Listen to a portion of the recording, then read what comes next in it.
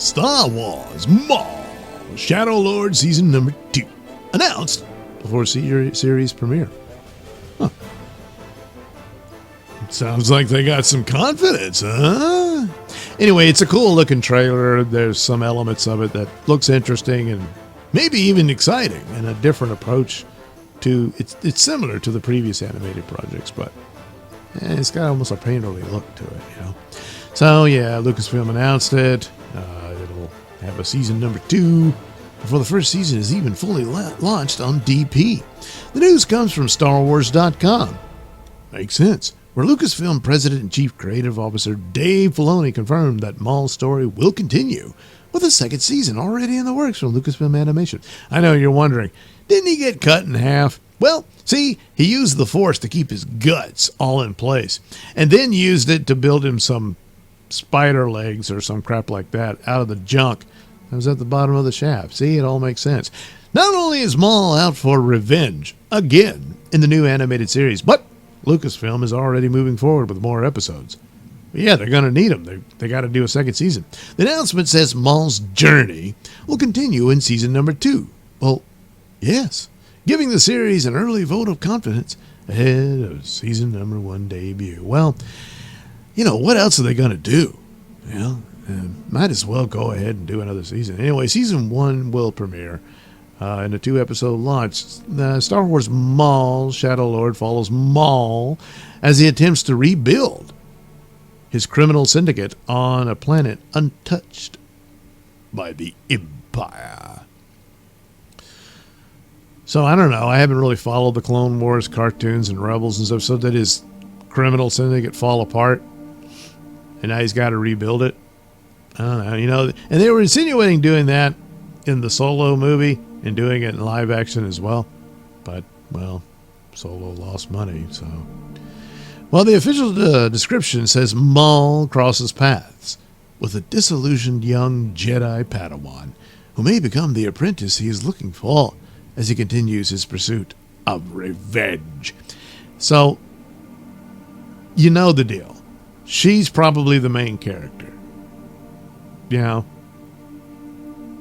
Now, if you do something like that, and a lot of you are already expecting it, so they won't even show up. But if you do, if you're going to call it Maul, it better be a lot about Maul. Yeah. You know. Anyway, Lucasfilm has been selling the series as a pulpy animated adventure set in the early years of the Empire, with Maul caught between the criminal underworld, Imperial forces, and new allies and enemies on Janix.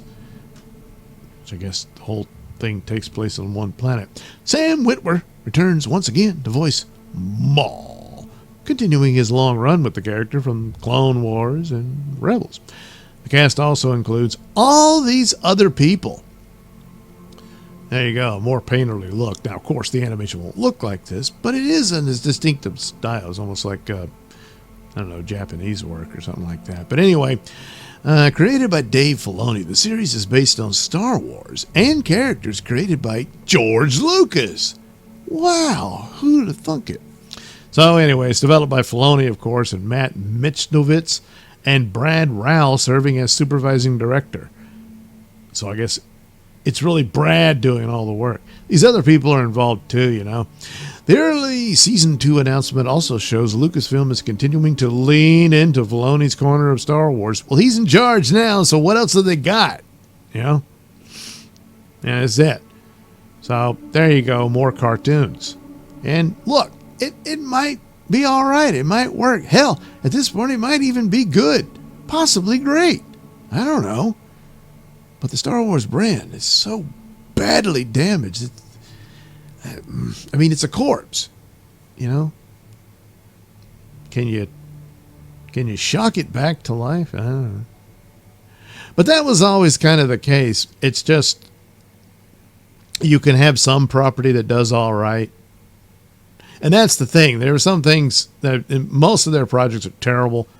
But the Skeleton Crew show, that was a cute, sweet little show.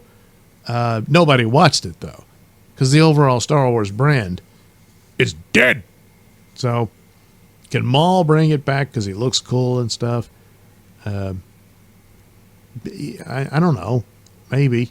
And then just contained within itself, you got a pretty good little show going there, and it actually gets some eyeballs on it. And then you got some. The problem, though, if it does become successful, then they're really going to notice it and mess it all up, because that's what happened to Mandalorian, you know. So that's the danger. But if they leave it alone, let it be its own thing, and it garners an audience, who knows? You might even sell Maul toys for Christmas. And that's success. You know, the best you can hope for. Star Wars hasn't seen success in a long time. And you're never going to get what you used to have or what you could have had. But, well, at least it's something. And, well, that's the best you can hope for.